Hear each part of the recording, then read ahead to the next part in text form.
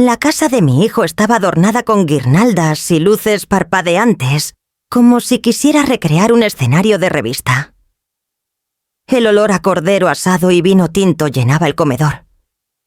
Yo había llegado temprano con una botella de Rioja de cosecha especial bajo el brazo, convencida de que la Nochebuena sería un momento de unión.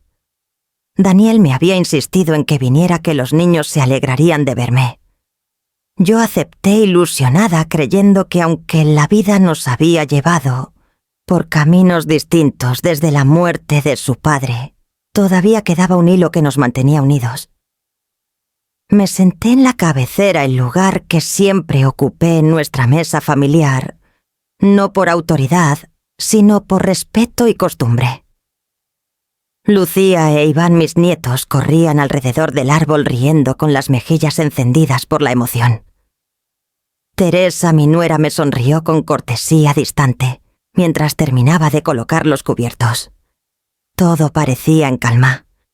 De repente la puerta principal se abrió y apareció Amalia, su madre. Entró con paso seguro, envuelta en un abrigo de piel y un perfume penetrante que llenó la sala. Daniel, al verla, se levantó de inmediato y fue a recibirla con una sonrisa amplia, casi servil. La abrazó con una efusividad que pocas veces me dedicó a mí. Ella avanzó hacia la mesa saludando a todos con una voz fuerte, como si la casa le perteneciera. Yo me mantuve en mi lugar intentando no darle demasiada importancia, pero entonces Daniel, con una rapidez que no anticipé, se acercó a mí. Sentí su mano en mi hombro y en un tono que pretendía ser firme, me dijo: «Mamá, levántate. Este lugar es de mi suegra». Al principio pensé que era una broma de mal gusto, una torpeza, de esas que uno corrige con una mirada, pero no lo era. Antes de que pudiera reaccionar, me empujó hacia un lado con una brusquedad inesperada. Mi cuerpo, más frágil de lo que yo misma quería aceptar, perdió el equilibrio y caí al suelo. El golpe fue seco, no tanto por el dolor físico, sino por la humillación que recorrió cada rincón de mi ser. Vi a mis nietos detenerse en seco con los ojos muy abiertos, como si hubieran presenciado algo prohibido. Teresa se quedó paralizada sin saber cómo intervenir. Amalia, altiva, tomó asiento en la cabecera como si aquella escena fuera lo más natural del mundo. El silencio que siguió fue insoportable. Las luces del árbol parpadeaban sobre mi rostro, y el murmullo de la televisión en otra habitación parecía un recordatorio cruel de que mientras la ciudad celebraba, yo había sido despojada de mi lugar por mi propio hijo. Me incorporé lentamente apoyándome en la mesa para no mostrar debilidad. Nadie se acercó a ofrecerme una mano. Daniel ya estaba ocupado sirviendo vino a su suegra, hablándole de proyectos de negocios como si yo no existiera. Cada palabra suya era un clavo más en la herida que acababa de abrir. Me acomodé en una silla lateral, con la dignidad que aún me quedaba. Forcé una sonrisa para que los niños no vieran el dolor en mis ojos, pero sentía que mi corazón se quebraba en silencio. Observé cómo Amalia recibía los honores que antes me pertenecían, cómo Daniel la trataba como si fuera la verdadera matriarca. En ese instante comprendí que no se trataba de una simple falta de respeto, sino de una decisión me había sustituido y lo hacía con orgullo. Mientras la cena continuaba con brindis forzados y conversaciones superficiales, yo apenas probé bocado. Miré mi reloj, el mismo que había pertenecido a mi difunto marido, y sentí un escalofrío recorrerme la espalda. Apreté los labios y me repetí en silencio que aquella noche no sería recordada solo por la vergüenza. No iba a llorar frente a ellos. No iba a suplicar un lugar en una mesa que ya no me reconocía. Esa misma noche decidí que algo debía terminar. Con la mirada fija en las manecillas que avanzaban, pensé con claridad: esta noche termina algo. Caminé despacio por el pasillo con la vista fija en el suelo, para que nadie notara el temblor en mis ojos. El murmullo de la conversación en el comedor me seguía como una sombra. Las risas de Amalia, las frases altisonantes de Daniel, los cuchicheos de Teresa.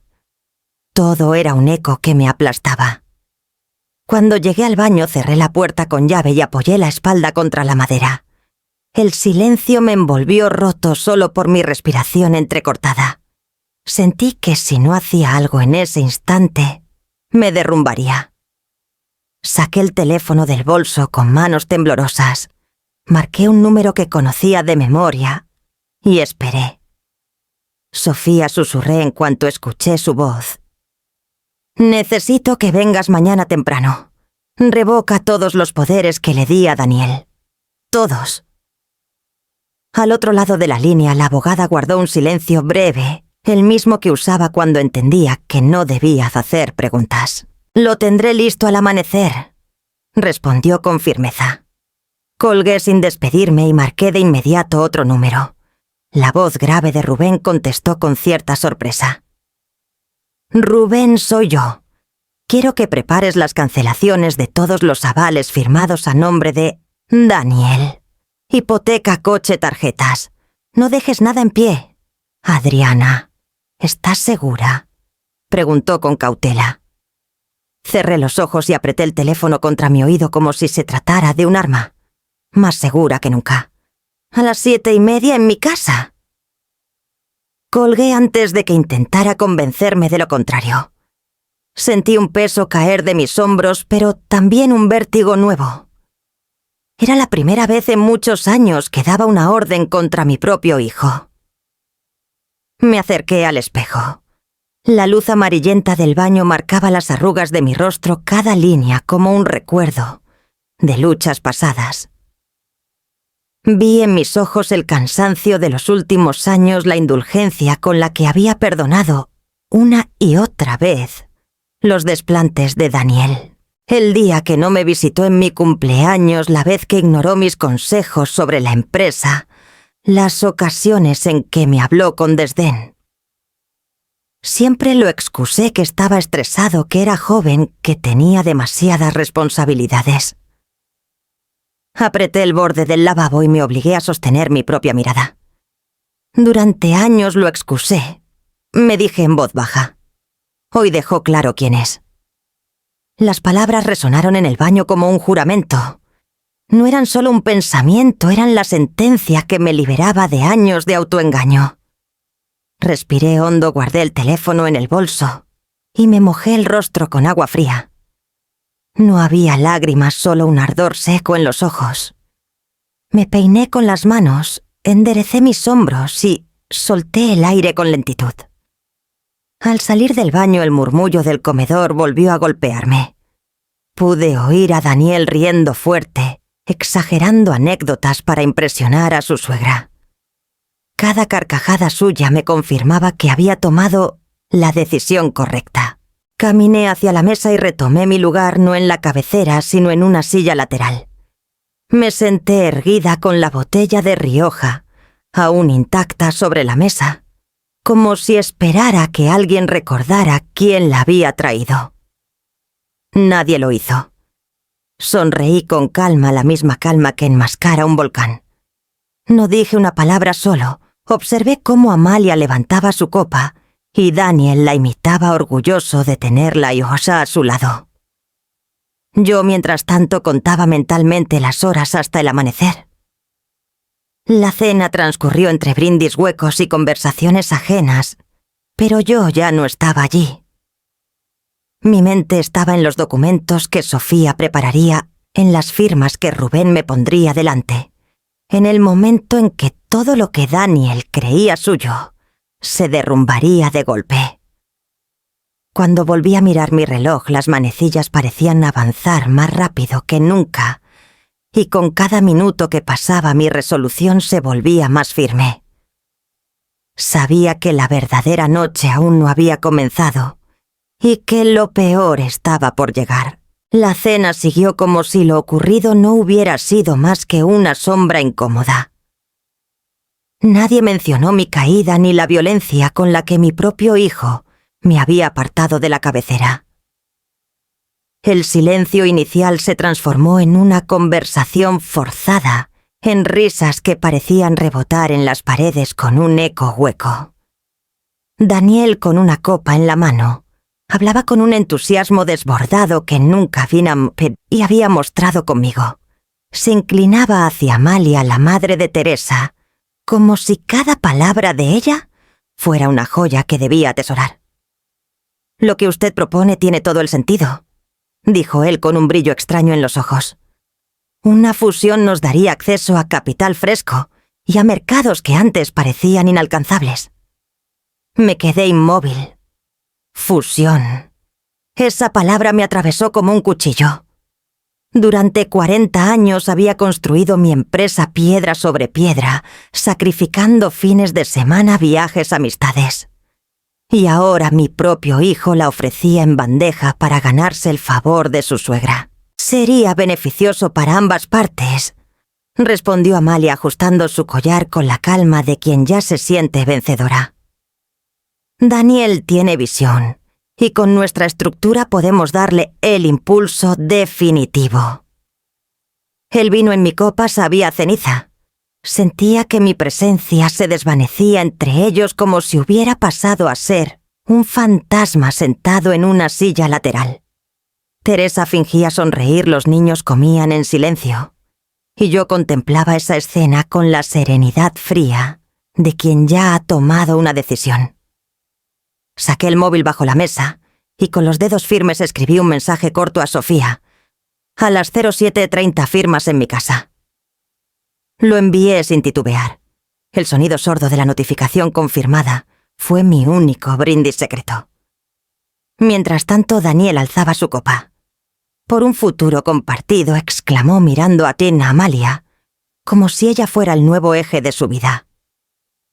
Las copas chocaron.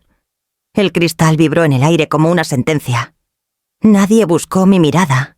Nadie esperó mi gesto. Bebieron todos menos yo. Me llevé la copa a los labios, pero no probé una gota. No quería que el vino celebrara mi exclusión. Dejé que la bebida se evaporara lentamente, mientras observaba a mi hijo reír con un fervor que no reconocía. No era el niño que había enseñado a montar en bicicleta, ni el joven al que acompañé en sus primeros pasos empresariales. Era otro hombre, uno que me había borrado de su mesa y que ahora planeaba borrarme también de mi obra. Las palabras sobre negocios, contratos y oportunidades llenaban el comedor como humo espeso. Yo escuchaba cada frase y la almacenaba en mi memoria. Daniel hablaba de la empresa como si ya no me perteneciera, como si hubiera olvidado que sin mí no existiría nada de lo que presumía. Amalia asentía con gestos seguros, convencida de que ya tenía la victoria asegurada. Y quizá la tenía, pensaba ella. Lo que ignoraba era que esa misma noche yo había comenzado a desmantelar su alianza, antes siquiera de que se firmara. Clavé los ojos en el reloj de pared, marcaba las 11:30. Cada minuto que pasaba me acercaba a la mañana, a las firmas, a la caída inevitable de Daniel. Sonreí apenas con esa sonrisa que no anuncia alegría, sino certeza. En mi interior sabía que esta cena quedaría grabada como el inicio del fin de su falsa victoria. La conversación siguió en un murmullo denso, pero yo ya no escuchaba. Mi mente se adelantaba a las horas que vendrían.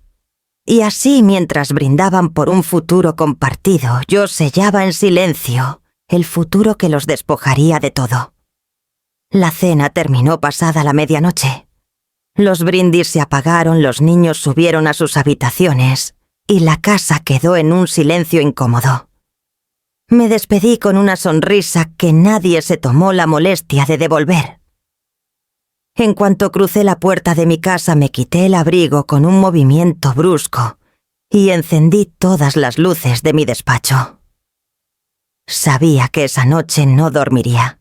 Extendí sobre la mesa los archivadores que llevaba guardando Desde hacía años contratos poderes notariales, avales firmados casi sin revisar, confiada en que Daniel sabría honrar el esfuerzo de toda una vida. Abrí la primera carpeta y el olor a papel envejecido me golpeó con la crudeza de un recuerdo. Durante décadas trabajé 16 horas al día, convencida de que construir un legado para mi hijo sería el mayor acto de amor posible. Y sin embargo, lo que encontré entre esas páginas era una colección de trampas y ataduras que revelaban a un hombre distinto, un extraño con mi sangre. La hipoteca del apartamento de lujo en Salamanca llevaba mi firma como avalista. El coche deportivo que tanto presumía estaba también respaldado por mi garantía personal. Las tarjetas de crédito ejecutivas acumulaban gastos imposibles de justificar, cenas de miles de euros, viajes de placer, relojes de colección. Mi nombre estaba en todos esos documentos como responsable última. Sentí un nudo en el estómago. Durante años había cerrado los ojos ante sus excesos, pensando que era normal en la juventud, que el tiempo lo haría madurar. Pero no. Lo que vi esa noche en la mesa de Navidad me confirmaba que no se trataba de inmadurez. Era una decisión consciente de desplazarme, de sustituirme, de anularme. Pasé horas repasando cifras, buscando cláusulas que pudiera revertir leyendo las letras pequeñas que nunca quise mirar. Con cada página la rabia se mezclaba con el dolor. Daniel no solo me había empujado al suelo delante de mis nietos, llevaba años empujándome fuera de la empresa, de las finanzas, de la dignidad familiar. Me detuve frente a un contrato de representación. Había autorizado a Daniel a actuar en mi nombre para firmar convenios menores. Lo que él había hecho era usar ese poder para cerrar acuerdos ventajosos para sí mismo y ruinosos para la compañía. El rastro de su ambición estaba allí frío y tangible como un veneno extendiéndose poco a poco. Me levanté de la mesa y caminé hacia la ventana. Afuera la ciudad dormía bajo las luces navideñas. Madrid parecía tranquila, ignorante de la tormenta que hervía en mi pecho. Durante un instante me pregunté en qué momento lo había perdido. Recordé al niño que me regalaba dibujos torpes con corazones rojos, al adolescente que lloraba al suspender un examen, al joven que juraba que me haría sentir orgullosa. ¿Dónde había quedado todo eso? Apoyé la frente contra el cristal frío y cerré los ojos. Una parte de mí quería rendirse, aceptar que ya nada podía recuperarse. Pero otra más fuerte me gritaba que no había construido un imperio para verlo desaparecer en manos de alguien incapaz de respetar a su propia madre. Volví al escritorio, encendí una lámpara más potente y comencé a escribir notas con letra firme. Lista de poderes a revocar. Avales a cancelar. Cuentas conjuntas a congelar. Mientras redactaba cada punto, sentía que me quitaba un peso de encima como si estuviera arrancando, una a una, las cadenas que yo misma había permitido que me pusieran. El reloj marcó las 3 de la madrugada cuando encontré un extracto bancario que me heló la sangre. Daniel había desviado fondos hacia una sociedad pantalla, usando contactos de la empresa para operaciones privadas. No era ilegal en apariencia, pero sí una traición ética brutal. Había estado jugando a 2 bandas, enriqueciendo su ego, mientras la fachada de la empresa familiar se sostenía gracias a mi nombre. Me dejé caer en la silla exhausta. El silencio del despacho era absoluto, roto solo por el crujir de las páginas al pasar entre mis manos. El dolor era real, pero también lo era la claridad. Ya no había excusas posibles, ni espacio para el autoengaño. Miré de nuevo el espejo que colgaba sobre la repisa, reflejando mi rostro cansado pero erguido. Esa mujer que me devolvía la mirada ya no era la madre indulgente que justificaba a su hijo. Era alguien que había tomado una decisión a actuar. Guardé todos los documentos en carpetas marcadas con etiquetas rojas. Cuando Sofía y Rubén llegaran al amanecer, todo estaría listo. Las pruebas de la traición estaban ahí ordenadas como armas en una mesa de guerra. Me serví una taza de café fuerte y volví a la ventana. La primera luz de la madrugada se insinuaba en el horizonte. Madrid despertaba lentamente y con ella también lo haría mi hijo. Pero lo que él aún no sabía era que esa mañana despertaría a un mundo completamente distinto. Con la taza caliente entre las manos, esperé en silencio el sonido del timbre que anunciaría la llegada de mis aliados. El amanecer me encontró con los ojos cansados, pero con una energía nueva que no sentía desde hacía años.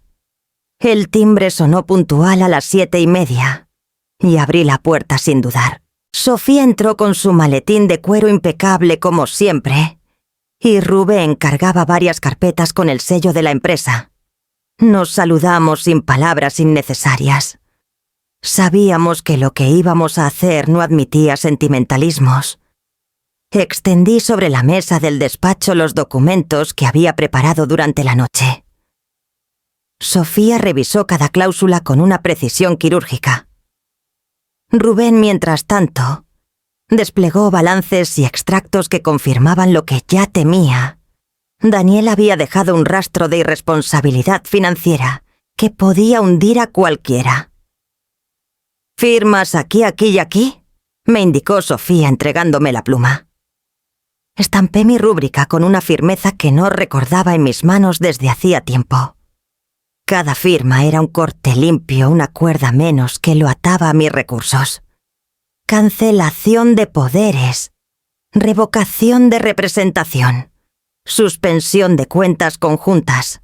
La lista se alargaba y mi respiración se volvía más ligera. Rubén tomó la palabra con su tono grave. «En cuanto enviemos esto a los bancos, Daniel quedará expuesto. La hipoteca de su apartamento depende de tu aval. El coche también. Incluso sus tarjetas ejecutivas». Asentí sin vacilar. «Que se ejecute todo. Quiero que aprenda lo que significa sostener una vida con sus propios hombros». Eran las 8 en punto cuando Sofía realizó las primeras llamadas a notaría y juzgado. Rubén envió correos certificados a los bancos adjuntando las cancelaciones.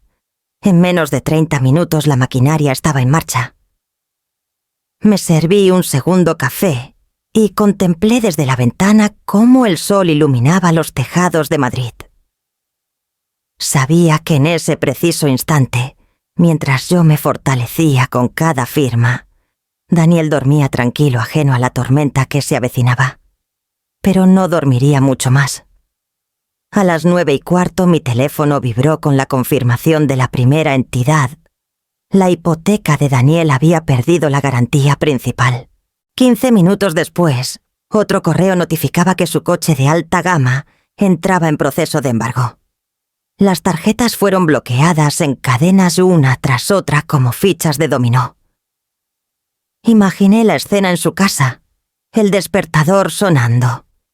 Teresa preparando el desayuno, los niños aún con pijamas, y Daniel revisando el móvil con creciente desconcierto. No tuve que imaginar mucho más. Rubén me mostró un informe de actividad que confirmaba que varias entidades habían intentado contactarlo. El número me sorprendió incluso a mí. 47 llamadas en menos de una hora. Cada timbre que él ignoraba era una parte de su mundo, derrumbándose. Pude verlo con claridad como si estuviera frente a sus ojos. Daniel frotándose la frente. Teresa preguntando qué pasaba a los niños percibiendo el tono tenso en la cocina. El hombre que horas antes se pavoneaba en la cabecera de la mesa, ahora no sabía ni cómo responder a un simple teléfono. No sentí alegría. Sentí justicia. Recordé las risas huecas de la noche anterior, la forma en que brindaban por un futuro sin siquiera mirarme. Recordé sus manos empujándome con violencia, su voz diciendo: «Este lugar es de mi suegra fuera. Ahora era él quien quedaba fuera. Sofía me interrumpió con su tono firme. Adriana, necesito tu firma final aquí. Con esto se oficializa la recuperación del apartamento de Serrano. Legalmente era un préstamo familiar. Tomé la pluma y firmé sin titubear. Ese piso volvería a Patsina, a mis manos antes del anochecer. Rubén, mientras tanto, escribía mensajes a proveedores clave de la empresa. Daniel había comprometido recursos sin consultarme. Ahora ellos recibirían la notificación de que su palabra ya no tenía validez. En cuestión de horas, dijo, estará completamente aislado. Me recosté en la silla exhalando un aire que sentí acumulado durante años. Todo avanzaba con la precisión de un plan cuidadosamente tejido, aunque en realidad había nacido de una sola noche de dolor. El reloj marcaba las 10:30 cuando Sofía cerró su maletín. «Está hecho», dijo con esa mezcla de sobriedad y respeto. Los acompañé hasta la puerta y les agradecí sin demasiados rodeos. No hacía falta. Ellos sabían que lo que habían presenciado no era solo un movimiento legal, sino el acto más difícil de una madre, poner límites definitivos a un hijo que había cruzado la línea del respeto. De vuelta en mi despacho encendí otra vez la lámpara. Mi teléfono mostraba llamadas perdidas de números desconocidos. No contesté ninguna. Sabía quién estaba al otro lado intentando comprender por qué su mundo se desmoronaba. Me quedé mirando la pantalla parpadeando con insistencia. 47 llamadas perdidas. Apoyé el móvil sobre la mesa y respiré hondo. La verdadera batalla aún no había comenzado. El reloj apenas rozaba las 11 cuando recibí el mensaje de Rodrigo. «Todo listo. Ya está entrando». Me quedé quieta en mi despacho con el teléfono aún en la mano, sintiendo cómo el aire se volvía más denso. Había imaginado ese momento tantas veces durante la madrugada, pero nada me había preparado para el peso real de verlo cumplirse. Daniel estaba cruzando la puerta de la empresa convencido de que seguía siendo el dueño del lugar, sin sospechar que su mundo ya no le pertenecía. Rodrigo me había prometido que no habría escenas violentas, que todo se haría con la calma de los hechos consumados. Pero conocía a mi hijo, no aceptaba un no sin luchar, y menos aún cuando ese no provenía de mí. Imaginé sus pasos firmes en el mármol del vestíbulo, el saludo distraído al guardia de seguridad, que no se atrevía a mirarlo a los ojos, el ascensor, subiendo con lentitud hasta la 5ª planta. Él no lo sabía, pero ese trayecto era la procesión hacia su humillación más grande. Rodrigo me mantuvo informada con mensajes breves. Ha entrado al pasillo. 1 minuto después, acaba de abrir la puerta.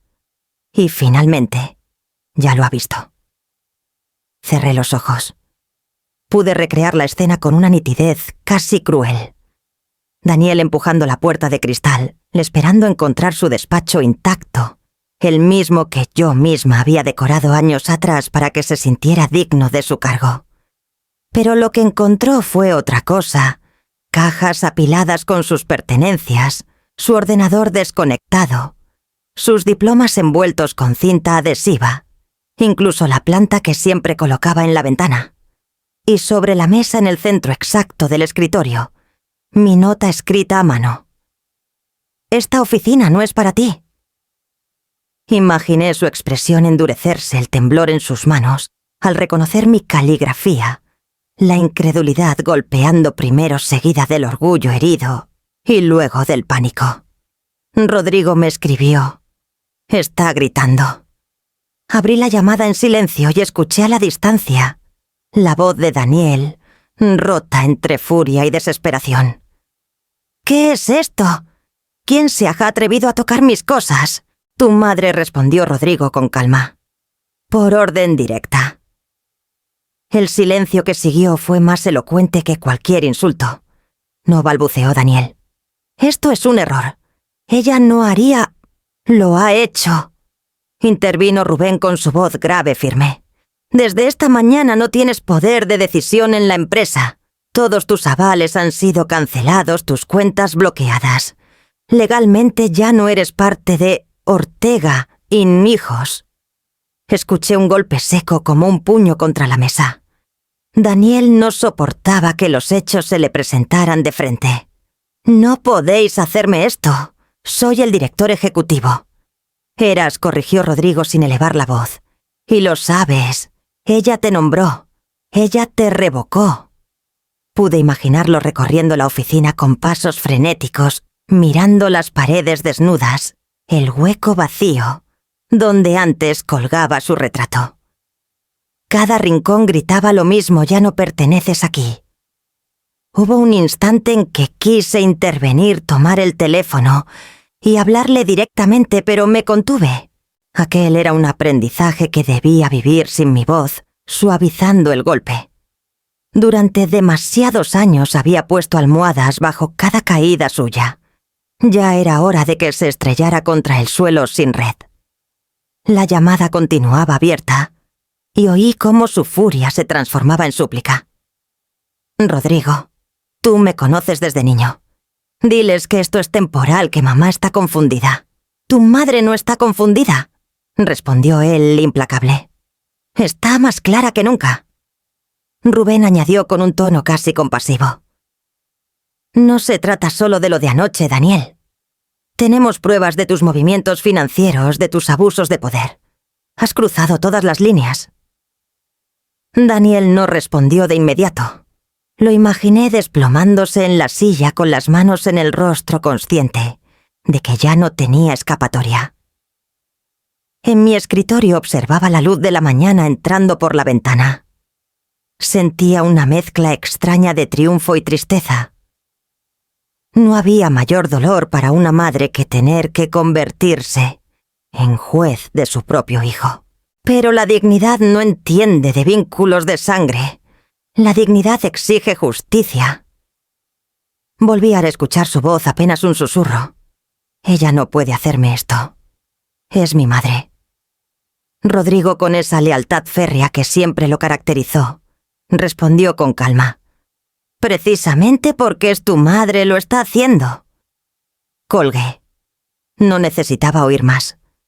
Me quedé sola en mi despacho con la vista fija en el papel donde aún se marcaban los rastros de mi firma de aquella madrugada.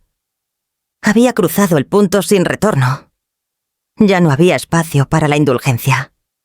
Apoyé las manos sobre la mesa y respiré hondo.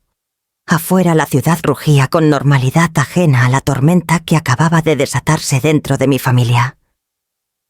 Sabía que ese no sería el último enfrentamiento. Daniel no se rendiría fácilmente, pero también sabía que desde ese instante todo se inclinaba de mi lado. El teléfono vibró con un nuevo mensaje de «Sofía prepara la documentación para la recuperación del apartamento». A las 13:00 lo firmamos. Me levanté de la silla y recogí las carpetas rojas. Si la oficina ya no era para él, tampoco lo sería su casa. El mediodía trajo consigo el golpe más duro para Daniel. Yo estaba en mi despacho revisando documentos cuando recibí una notificación electrónica de la notaría. El apartamento que le había cedido en su boda volvía a estar a mi nombre. Apenas minutos después, el banco comunicaba oficialmente el inicio del procedimiento de desahucio. Imaginé la escena en su casa con la precisión que da el conocimiento de la rutina ajena. Teresa abriendo la puerta a un funcionario, entregándole el sobre con sello judicial, sus manos temblando, al leer la palabra «ejecución hipotecaria». La vi en mi mente llevando el documento al salón, interrumpiendo a Daniel en medio de su intento, desesperado por recomponerse tras lo ocurrido en la oficina. «Nos dan 24 horas para abandonar el piso», habrá dicho ella con esa voz contenida que precede a la tormenta. Daniel, orgulloso, seguramente intentó minimizarlo, que era un error que su abogado lo resolvería, que todo se arreglaría pronto. Pero Teresa no era ingenua.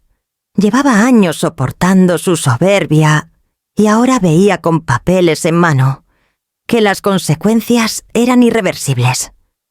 Sé que buscó apoyo en su madre. Amalia había presenciado la humillación de la noche anterior y confiaba en que al menos por proteger a sus nietos saldría en defensa de su hija. Pero lo que recibió fue un portazo moral. «Tu marido se lo buscó», habrá respondido Amalia altiva, ajustándose el abrigo caro.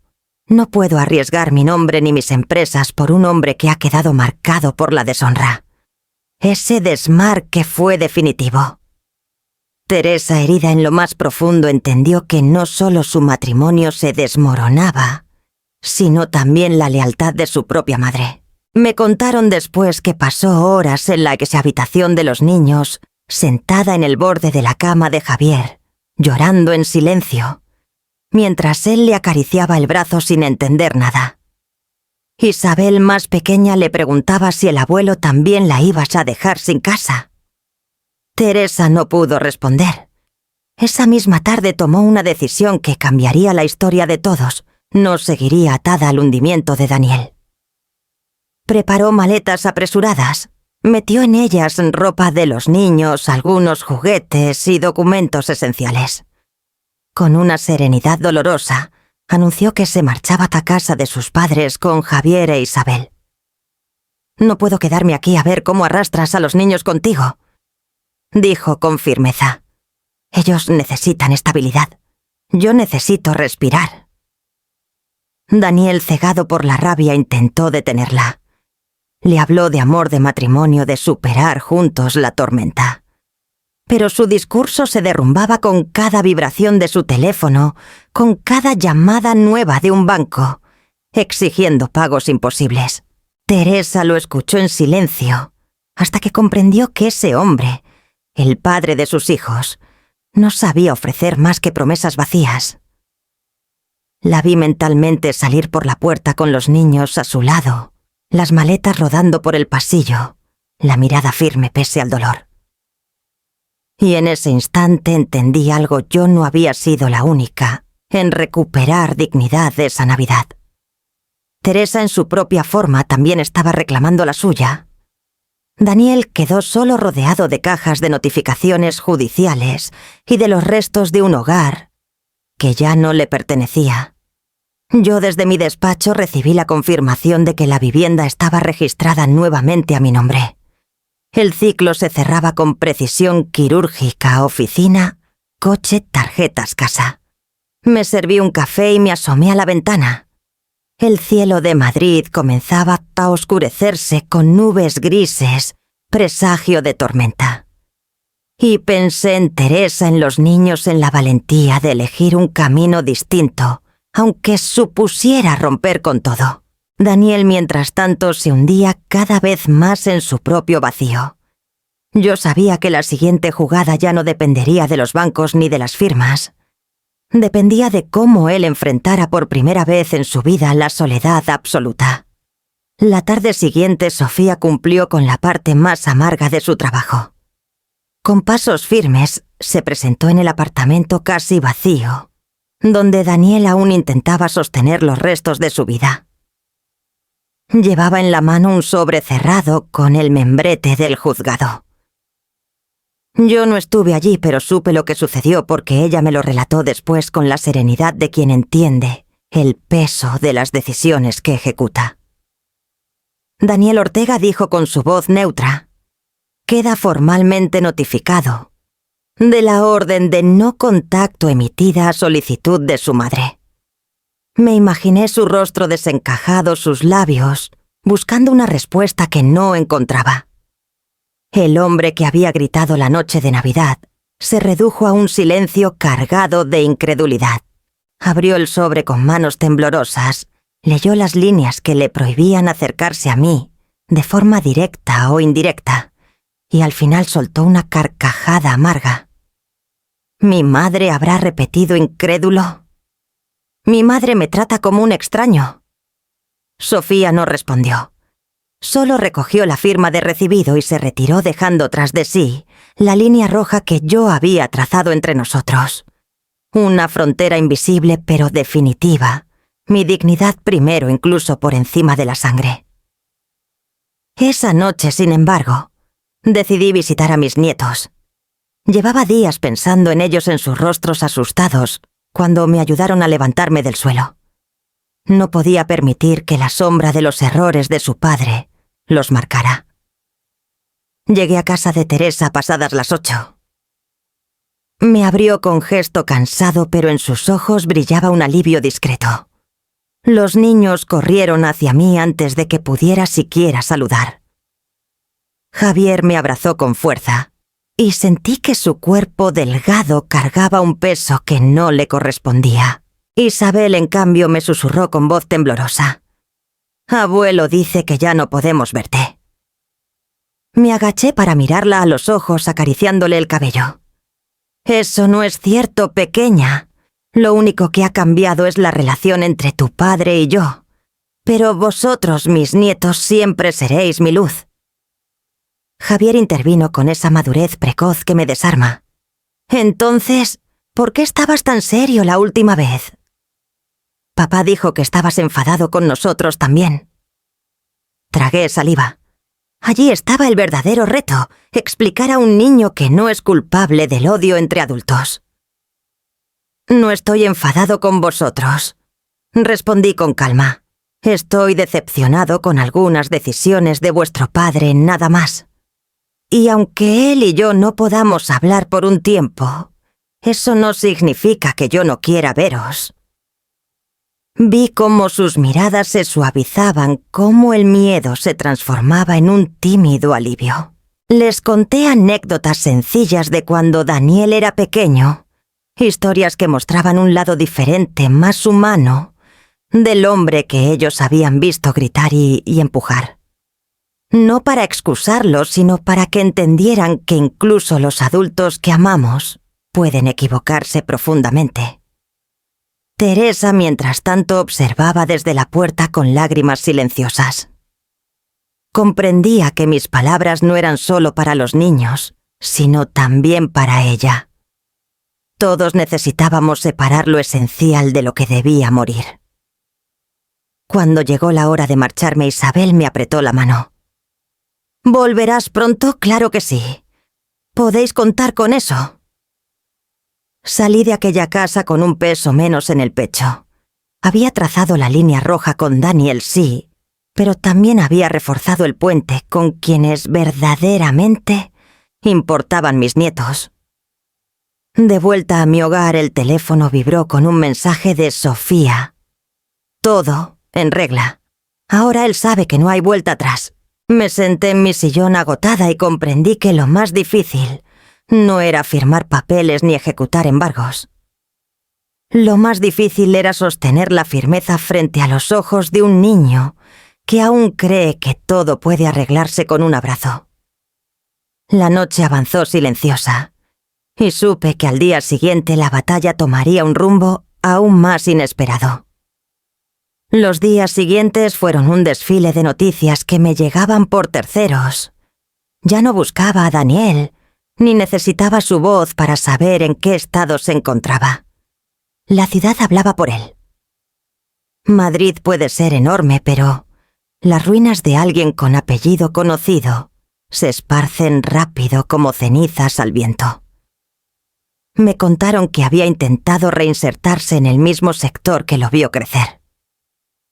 Fue a reuniones con antiguos socios, pidió entrevistas en despachos de consultoría, incluso llamó a algunos contactos que yo misma le había presentado años atrás.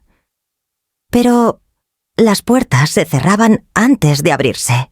Nadie quería unirse al barco hundido de un hombre marcado por demandas, embargos y un apellido que ya no generaba confianza.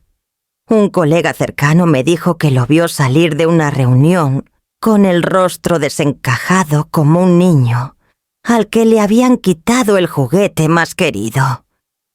Otro más cruel aseguró que Daniel todavía hablaba como si tuviera poder, prometiendo cosas que ya no podía sostener.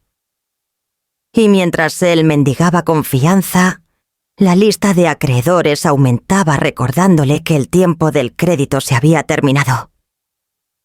Las noches se volvieron su escenario.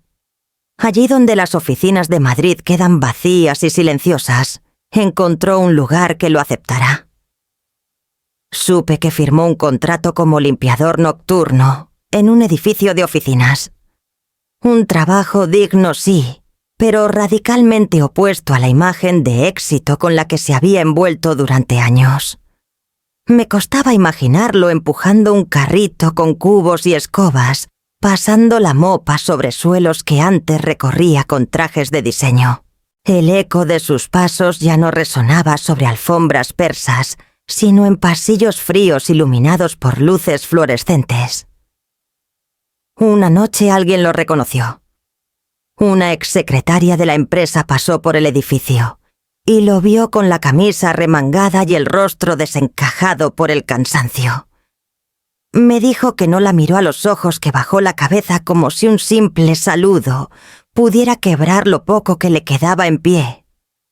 Yo no lo vi, pero en mi interior escuché su voz, esa confesión muda que tantas veces se repite en quienes han tocado fondo.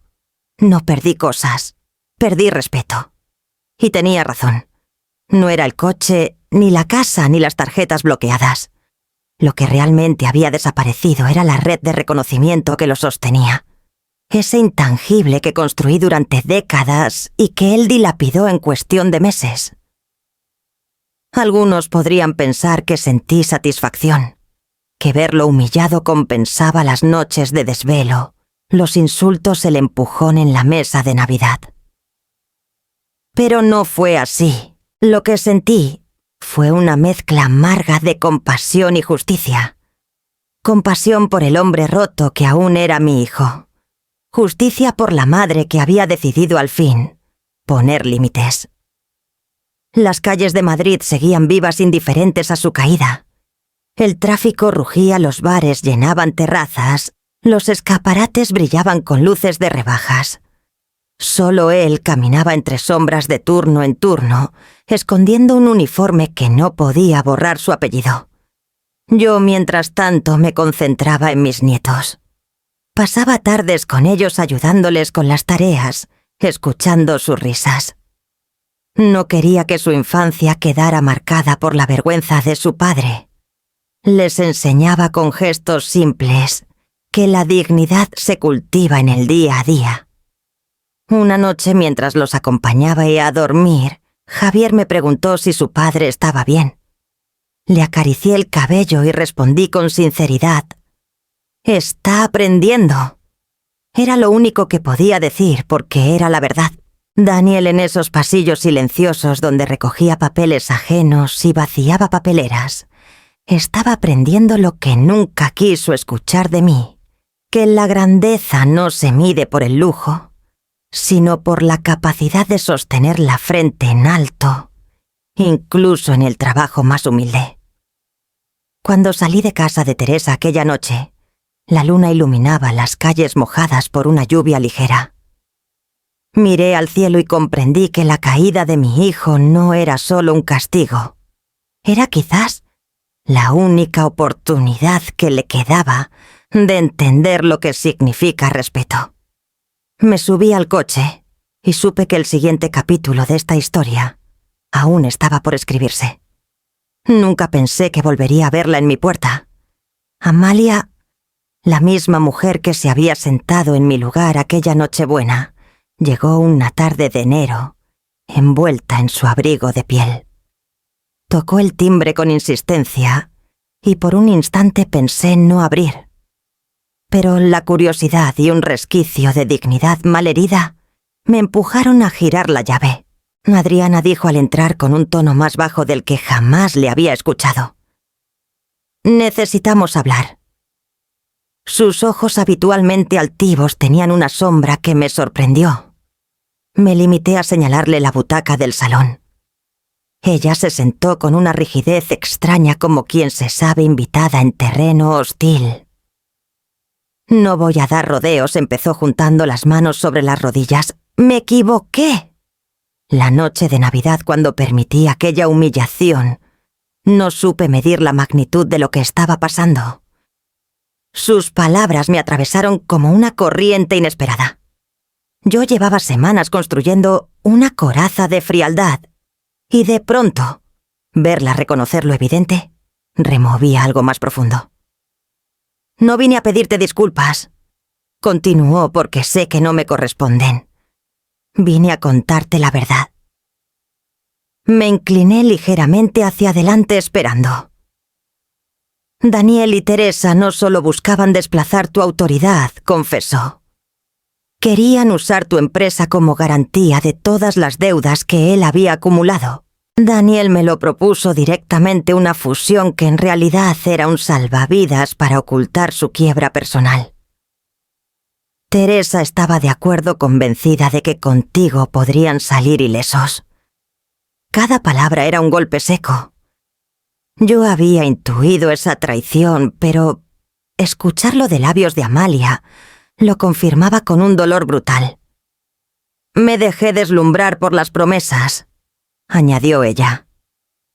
«No quise ver que detrás de todo lo que pretendían era arrastrar mi red de proveedores, mi prestigio, y sobre todo tu legado al abismo de sus deudas». Se llevó una mano al cuello como si de repente le faltara el aire. Yo permanecí en silencio recordando la escena en la mesa, Daniel alzando la copa, ella asentando con satisfacción. Ahora esa misma mujer parecía despojada de soberbia. «Sé que no tengo derecho a pedirte nada», dijo al fin, «pero necesito proponerte algo». La miré con frialdad sin pronunciar palabra. «Mi red de proveedores sigue intacta», explicó. «Son leales, pero se han distanciado de mí porque sospechan de mi vínculo con Daniel. Si tú aceptas una alianza, si les muestras que confías en mí, podríamos recuperar juntos el terreno que él intentó arruinar». Reí amarga. «¿Confiar en ti, Amalia? Después de verme caer al suelo mientras tú ocupabas mi sitio». Ella bajó la mirada, incapaz de sostenerla. «Lo sé», murmuró. «Estuve ciega por proteger a mi hija, pero he visto lo que ha pasado después. Teresa se marchó con los niños. Daniel se hunde cada día más. Y yo quedé señalada por haberme prestado a esa farsa». Sus palabras no eran melodramas, sino un reconocimiento brutal. La altivez se había derrumbado y frente a mí solo quedaba una mujer consciente de que había cruzado una línea. La tensión se hizo espesa. Caminé hasta la ventana y me quedé mirando la ciudad iluminada por la tarde invernal. Mis manos temblaban apenas, como si mi cuerpo recordara la fuerza del empujón en la mesa. «Lo pensaré», dije al fin. «Pero que quede claro, Amalia, mi dignidad no está en negociación. Si acepto será porque me conviene, no porque olvidé». Ella asintió, levantándose despacio. «Eso es más de lo que esperaba», susurró. La acompañé hasta la puerta sin añadir nada más. Cuando se marchó me quedé en silencio, escuchando el eco de sus pasos en el pasillo. Me dejé caer en el sillón con el corazón agitado. Sabía que aceptar aquella alianza podría fortalecer la empresa, pero también abrir una grieta peligrosa en mis convicciones. Confiar en quien había sido testigo y cómplice de mi humillación más grande era en sí mismo una decisión cargada de riesgos. El teléfono vibró en la mesa. Era un mensaje de Sofía. «Tenemos una cita con el juez, mañana a primera hora. Es el momento de cerrar la recuperación total de tu patrimonio». Respiré hondo. Si el día había comenzado con confesiones inesperadas, la mañana siguiente me enfrentaría a la verdadera batalla legal. La mañana comenzó con el sonido de papeles extendiéndose sobre mi escritorio. Rubén había llegado antes del amanecer, con el gesto sombrío de quien carga noticias que no desea dar. Traía bajo el brazo varias carpetas gruesas, marcadas con cintas rojas. «He terminado la auditoría», dijo sin rodeos. y lo que encontré no deja espacio para dudas. Me senté frente a él sintiendo un nudo en el estómago. Rubén abrió la primera carpeta y señaló con el dedo varias transferencias. Fondos desviados a cuentas personales de Daniel. Operaciones trianguladas con sociedades pantalla. Incluso retiradas en efectivo que nunca se declararon. Aquí tienes todo con fechas, montos y destinatarios. Las cifras me golpearon como bofetadas. No eran errores administrativos ni descuidos, era un plan calculado. Daniel había saqueado la empresa poco a poco, convencido de que nadie lo descubriría. Durante años confié en él, murmuré acariciando las hojas como si quemaran. Le di acceso a todo, y lo que hizo fue vaciarme desde dentro. Rubén no contestó. Su silencio era respeto, pero también confirmación. A media mañana llegó Sofía con su habitual aplomo. Extendió sobre la mesa un dossier perfectamente organizado, documentos, extractos bancarios, copias certificadas de correos electrónicos. Esto es suficiente para hundirlo, legalmente. Explicó. Con este material, un juez no solo le retirará cualquier derecho sobre la empresa, sino que además podría enfrentar cargos penales. La escuché en silencio observando cada página. Era como mirar el acta de defunción de un vínculo. Cada firma suya, cada movimiento era un clavo más en el ataúd de lo que alguna vez compartimos. ¿Y si lo detenemos aquí?, pregunté en un susurro. ¿Y si guardamos esto y lo dejamos aprender con lo que ya ha perdido Sofía? Me sostuvo la mirada con firmeza. Adriana, entiéndelo, no se trata solo de ti. Hay proveedores engañados, socios estafados. Si lo encubrimos, tú cargarás con toda la responsabilidad. Él ya te empujó al suelo. No puedes permitir que también te arrastre legalmente. Me recosté en la silla exhausta. Nunca había temido a un tribunal, pero ahora me aterraba enfrentar el juicio invisible, el de mi propia conciencia como madre. Miré de nuevo las pruebas. Vi los números fríos, las transferencias ocultas, las firmas torpes que delataban su prisa por enriquecerse. Y me vi a mí misma años atrás confiándole las llaves de la empresa con la ingenuidad de una madre orgullosa. «Prepara todo», dije al fin con voz seca. «Que sea el juez quien decida hasta dónde llega esta caída». Sofía asintió recogiendo el dossier con manos firmes. Rubén guardó las carpetas y me miró en silencio, como si comprendiera que en ese instante yo había enterrado a mi hijo con las pruebas en la mano. Cuando la puerta se cerró tras ellos, me quedé sola. Afuera el ruido de la ciudad seguía indiferente, pero dentro de mí se había librado una batalla feroz. Apreté los ojos y respiré hondo. Sabía que la siguiente jornada sería definitiva, el pasado había quedado expuesto, y con él, la verdadera magnitud de la traición. Me habían contado que los niños estaban confundidos, que las conversaciones en casa de Teresa se llenaban de silencios incómodos cada vez que alguien mencionaba mi nombre. Yo intuía que tarde o temprano ocurriría Lucía y que iban demasiado grandes. Ya para la mentira piadosa iban a confrontar a su padre. Supe lo que pasó por la voz temblorosa de Teresa cuando me llamó aquella tarde. No pude evitarlo. Me confesó. Lo preguntaron de frente, sin rodeos. Me imaginé la escena con una claridad dolorosa. Lucía con apenas 13 años mirándolo fijo a los ojos, y Iván de 11 con esa mezcla de inocencia y rabia que no sabe ocultar. La pregunta sencilla pero letal debió caer como una piedra en medio del salón. «Papá, ¿por qué empujaste a la abuela?» No hubo espacio para evasivas. Teresa me dijo que Daniel se quedó pálido con la boca entreabierta, incapaz de articular una respuesta. Tartamudeó. Buscó excusas. Habló de un malentendido, de que yo había exagerado. Pero los niños no aceptaron esas medias verdades. «Te vimos», insistió Iván. «Estábamos allí. No puedes decir que no pasó. Esa frase fue como un espejo roto frente a Daniel. Ya no eran jueces, abogados o proveedores quienes lo señalaban, eran sus propios hijos con la verdad clara en sus ojos. Teresa me contó que él se levantó, caminó por el salón como una fiera acorralada, y al final se desplomó en el sillón con las manos cubriéndose el rostro. No supo qué responderles, porque no había respuesta posible. Yo desde la distancia sentí un nudo en la garganta. Podía perdonar muchas cosas, pero que mis nietos hubieran sido testigos de esa humillación me desgarraba el alma. Ellos no merecían cargar con las fracturas de los adultos. Esa noche los recibí en mi casa.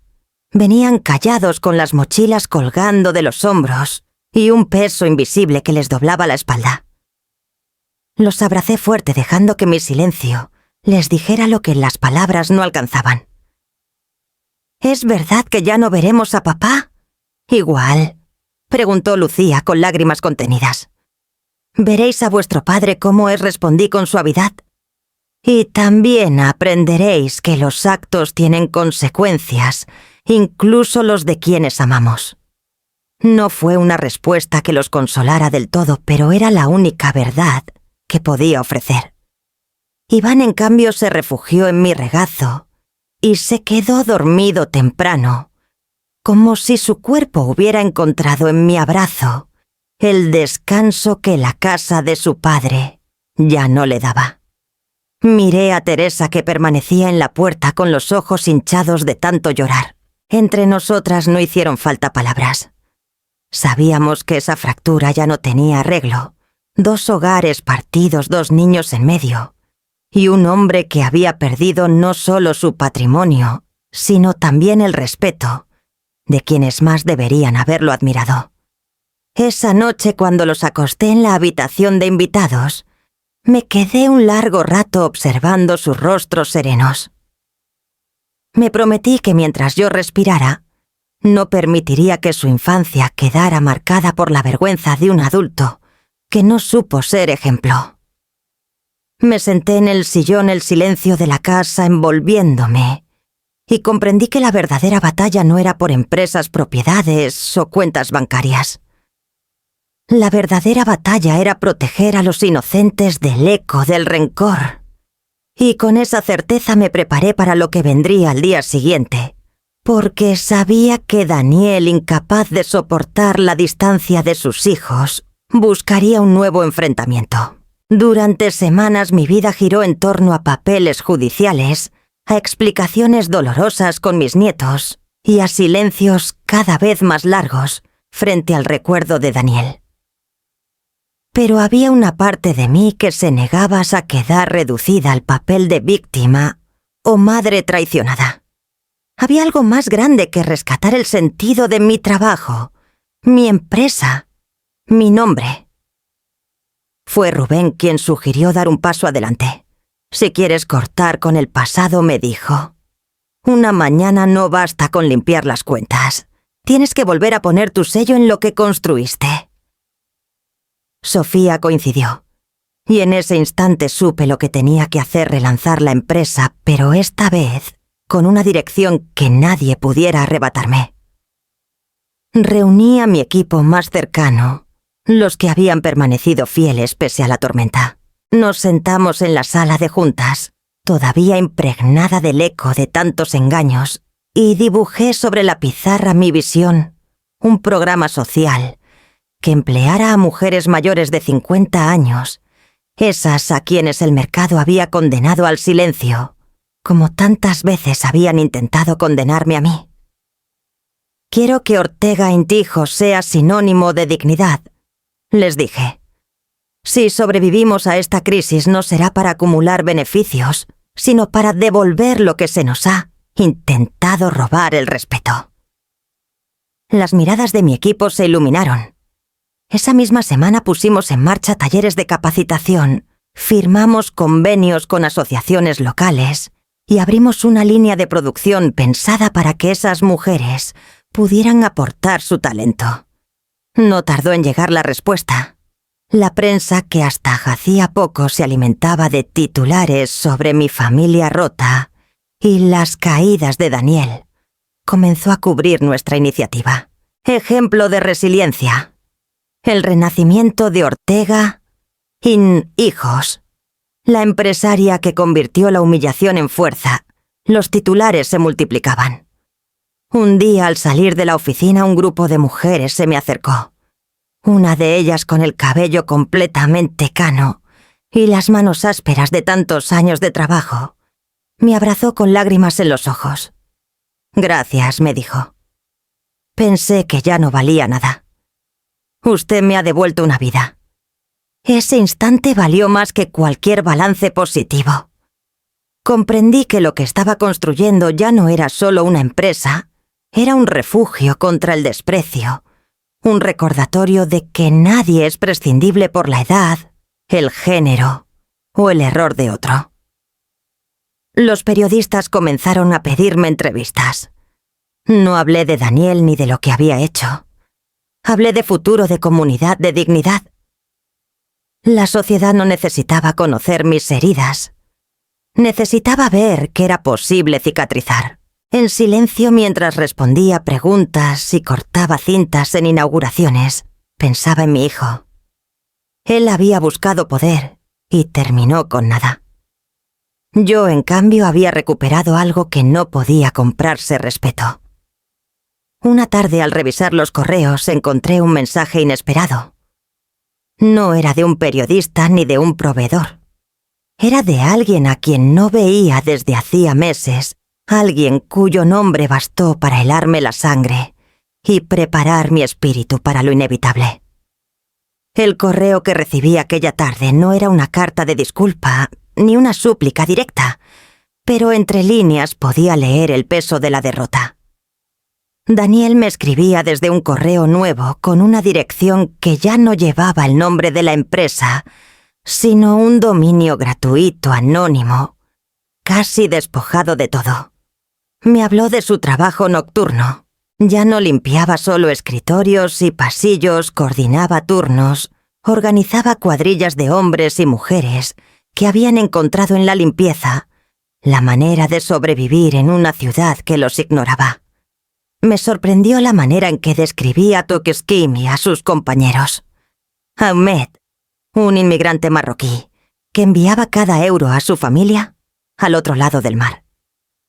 Rosa, madre soltera con 2 hijos pequeños, que trabajaba de noche para poder llevarlos al colegio de día. Víctor, un joven ecuatoriano que soñaba con ser enfermero, mientras fregaba suelos con disciplina. Cada historia que Daniel relataba en ese correo estaba escrita sin adornos, pero con una humildad que jamás le había leído antes. Hablaba de cómo ellos lo trataban como a un igual, de cómo lo habían enseñado a manejar los productos de limpieza, a coordinar rutas eficientes, a escuchar antes de mandar. Antes creía que mandar era hablar más fuerte, escribió. Ahora sé que liderar es escuchar más que nadie. No pude evitar que mis manos temblaran sobre el teclado. Ese no era el hijo que me había empujado al suelo en Nochebuena. Ese era un hombre al que la vida había doblado lo suficiente como para obligarlo a mirar a los demás desde abajo. Confesaba que al principio había sentido vergüenza. Los trajes caros y los relojes de lujo que alguna vez lució se habían convertido en un recuerdo doloroso. Me contaba cómo en la primera semana evitaba levantar la mirada por miedo a encontrarse con alguien conocido. Pero poco a poco las conversaciones con Ahmed y Rosa lo habían transformado. Ellos no tienen nada, escribió, y sin embargo caminan con la frente más alta que yo. He barrido oficinas que antes usaba para cerrar contratos millonarios, y lo que aprendí es que no perdí objetos, perdí respeto. Y estoy empezando a recuperarlo con una escoba en la mano. Cerré el correo y apoyé la frente contra mis manos.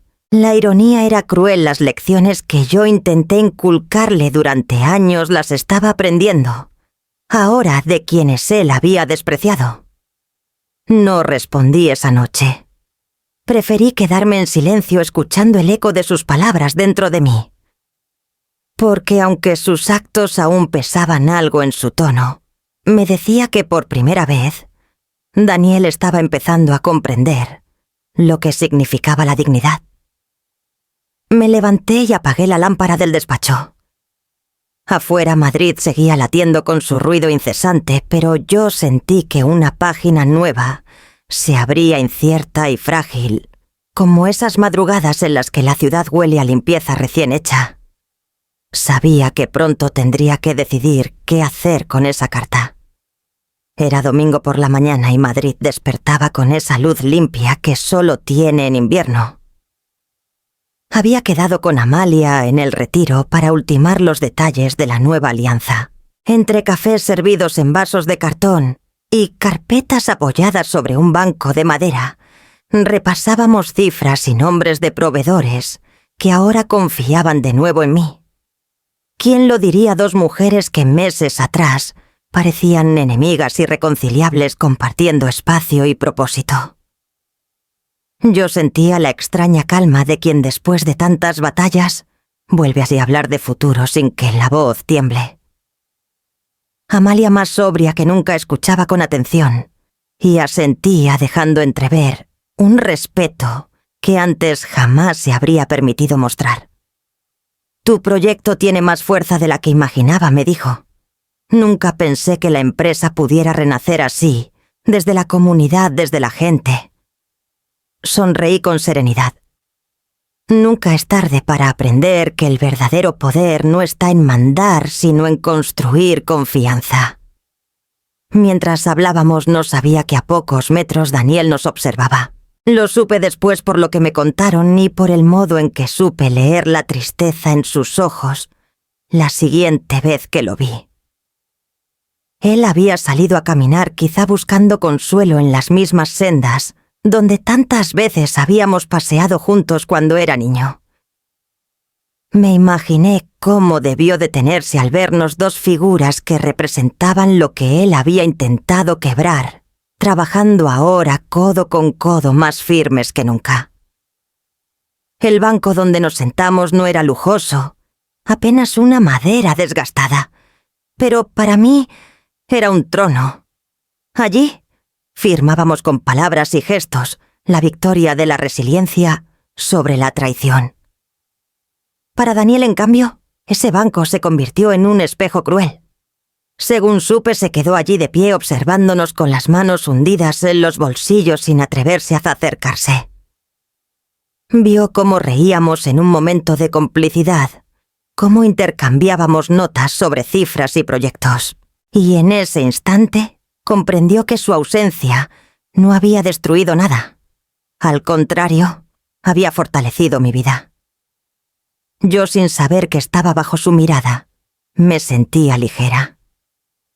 Hablaba con Amalia de los talleres de mujeres, de los nuevos contratos, con proveedores, de cómo la prensa nos estaba dando una segunda oportunidad. Había alegría en mi voz, no fingida, sino real. Daniel, desde la distancia, cargaba con una verdad insoportable, que yo era más feliz sin él. Que la madre que había empujado a un lado para dar mi sitio a otra, ahora se levantaba con más firmeza que nunca, acompañada incluso por aquella misma mujer que él había querido usar de aliada. Cuando nos despedimos, Amalia me abrazó con discreción. «Seguiremos adelante», dijo. Yo asentí guardando las carpetas en mi bolso. Caminé hacia la salida del parque con paso tranquilo, sin imaginar que mi hijo, oculto entre los árboles, me seguía con la mirada. Quizá en su interior algo comenzó a quebrarse de verdad en ese momento. Quizá comprendió que lo había perdido todo, no por mis decisiones, sino por las suyas. Yo regresé a casa con el corazón en calma. La vida, pensé, tiene formas crueles, pero precisas de enseñar lecciones. Y esa mañana en el Retiro había sido una de ellas. Al entrar en mi salón, encontré un sobre la mesa. El cartero lo había dejado durante mi ausencia. Reconocí la letra torpe de Daniel y sentí un escalofrío recorrerme la espalda. Abrí el sobre con un cuidado extraño, como si temiera que las palabras dentro pudieran quebrarme más que cualquier golpe. Reconocí la caligrafía insegura de Daniel y durante unos segundos dudé en leer. Luego me obligué. Había llegado el momento de escuchar lo que tenía que decir, sin intermediarios. La carta era breve, escrita en hojas sencillas, sin membretes ni adornos. Comenzaba con una frase que me detuvo. No te escribo para pedir perdón ni dinero, solo para darte las gracias. Continué leyendo con el corazón encogido. Daniel contaba cómo había encontrado en sus compañeros de limpieza una lección que jamás aprendió en los despachos. Hablaba de Ahmed, de Rosa, de Víctor, de cómo cada uno le había enseñado algo sobre dignidad, esfuerzo y humildad. No me ven como un jefe caído, escribió, sino como uno más. Y eso, mamá, me está salvando. No había súplicas, no había lamentos. Era un testimonio austero, casi seco, pero cargado de una sinceridad que reconocí. Al final cerraba con una línea inesperada. Si alguna vez hablas de mí, no digas que perdí todo. Di que estoy aprendiendo a empezar desde nada. Me quedé en silencio largo rato con la carta sobre las rodillas. No era una reconciliación, pero sí un reconocimiento. Y de algún modo era suficiente para mí. Tomé una hoja en blanco y respondí con pocas palabras. No buscaba abrir viejas heridas ni prometer un futuro imposible. Solo escribí lo que sentía con claridad. Sigue así. Orgullo no es volver, es crecer. Doblé el papel y lo envié al día siguiente sin esperar respuesta. Esa noche dormí en paz. Por primera vez en mucho tiempo, sentí que los dos estábamos de algún modo en el camino correcto, él aprendiendo a vivir sin máscaras. Yo aprendiendo a soltar sin destruirme. Y así, sin reconciliaciones ruidosas ni finales teatrales, entendí que la verdadera victoria estaba en aceptar la verdad sin adornos. Al amanecer el teléfono sonó con un nuevo aviso que me recordaba que la vida, incluso en calma, siempre guarda un último giro. Había pasado un año desde aquella Nochebuena que lo cambió todo.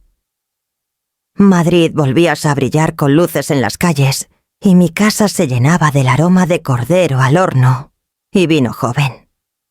Esta vez no era invitada en la mesa, de otro era anfitriona en la mía. Lucía e Iván corrían por el pasillo más altos y más seguros de sí mismos.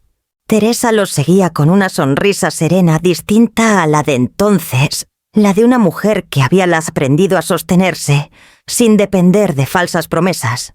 Amalia colocaba los platos con la calma de quien, al fin, había comprendido que el respeto pesa más que cualquier negocio. Me senté en la cabecera. Ese lugar tantas veces disputado recuperaba su sentido. No era símbolo de poder, sino de pertenencia. A mi derecha, Teresa. A mi izquierda, Amalia. Frente a mí, los niños con las mejillas encendidas y la risa fácil. Solo una silla quedaba vacía. No era olvido, ni desprecio. Era un espacio reservado, un recordatorio silencioso, de que Daniel aún tenía un lugar si algún día encontraba el coraje de cambiar de verdad.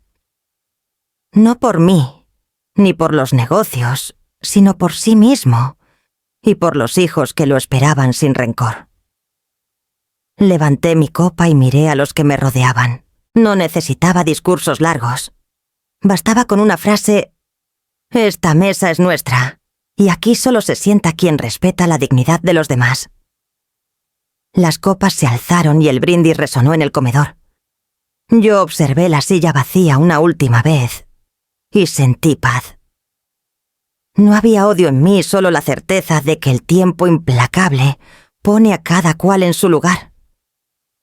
Esa noche, mientras el reloj avanzaba hacia la medianoche, entendí que el verdadero triunfo no estaba en recuperar empresas ni propiedades, sino en elegir con quién compartir el pan.